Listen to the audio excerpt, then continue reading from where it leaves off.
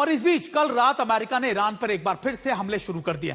Iran के कई सैन्य ठिकानों पर बड़े पैमाने पर हवाई हमले किए गए। इन हमलों की गूंज खुजिस्तान से लेकर बंदर अब्बास तक सुनाई दी और स्ट्रेट ऑफ हॉर्मुज तक इसकी आपके इंपैक्ट देखना पड़ा। लेकिन सवाल सिर्फ इतना नहीं है अमेरिका ने हमला क्यों किया, बल्कि यह भी है कि इस कार्रवाई में ईरान पीछे हटेगा या फिर यह टकराव और ज्यादा खतरनाक मोड पर आने वाला है। सेंटकॉम ने हमलों की वजह क्या बताई है, राष्ट्रपति डोनाल्ड ट्रंप ने क्या चेतावनी दी है और क्यों अमेरिका हमलों के बावजूद ईरान के तेवर और ज्यादा आक्रामक बताए जा रहे हैं। देखिए सबसे पहले रिपोर्ट।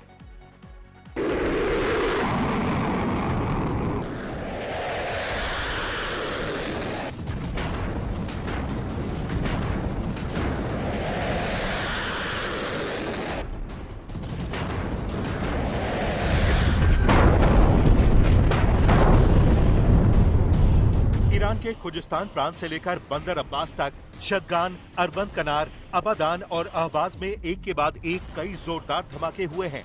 अहवाज में 7 से ज्यादा मिसाइल हमलों से धरती कांप उठी। उधर होर्मुज स्ट्रेट के पास रणनीतिक रूप से अहम केशम द्वीप में मिसाइल एक रिहायशी मकान पर जा गिरी। मलबे के नीचे कई लोगों के दबे होने की आशंका है, जहां सर्च एंड रेस्क्यू टीमें जिंदगियां तलाश रही हैं। बंदर अब्बास, केश और अबू मूसा द्वीप तक धमाकों की गूंज से हड़कंप मचा हुआ है। आखिर अमेरिका ने ईरान पर यह हमला क्यों किया? अमेरिकी सेंट्रल कमांड यानी सेंटकॉम ने आधिकारिक बयान जारी कर इसकी वजह साफ कर दी है। सेंटकॉम के मुताबिक 28 जुलाई को ईरान की सेना IRGC ने मध्य पूर्व में मौजूद अमेरिकी ठिकानों पर अचानक बैलिस्टिक मिसाइल अटैक करने की कोशिश की थी, जिसे अमेरिकी एयर डिफेंस ने नाकाम कर दिया।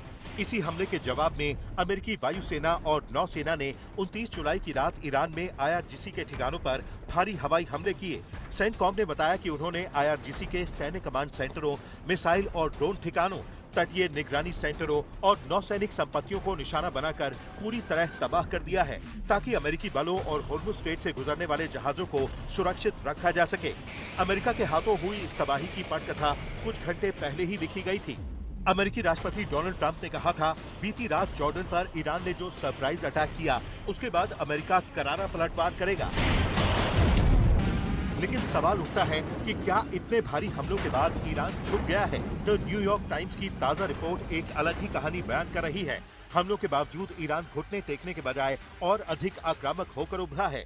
वो युद्ध के मोर्चे का विस्तार कर रहा है, ताकि अमेरिका को एक साथ कई मोर्चों पर उलझाया जा सके। पेंटागन और अमेरिकी सैन्य कमांडरों ने चेतावनी दी है कि लगातार हो रहे हमलों के कारण अमेरिका के पास इंटरसेप्टर मिसाइलों का भंडार तेजी से घट रहा है और केवल हवाई हमलों से ईरान को पूरी तरह दबाना मुश्किल नहीं है। इसके अलावा ईरान का नया नेतृत्व पहले से ज्यादा सख्त और बेखौफ माना जा रहा है, जो किसी भी कीमत पर पीछे हटने को तैयार नहीं है। राष्ट्रपति ट्रंप एक तरफ मानवीय नुकसान की चिंता जता रहे हैं, तो दूसरी तरफ सैन्य कार्रवाई की चेतावनी दे रहे हैं, जिससे अमेरिकी रणनीति में असमंजस की स्थिति बन गई है। ऐसे में अमेरिका के भीषण हमलों के बावजूद मध्य पूर्व का ये बारूद शांत होता नहीं दिख रहा है। क्या पाकिस्तान और कतर जैसे देश अमेरिका और ईरान को बातचीत की टेबल पर ला पाएंगे, या फिर से जंग एक अंतहीन और भयानक महायुद्ध में बदल जाएगी? आज तक ब्यूरो।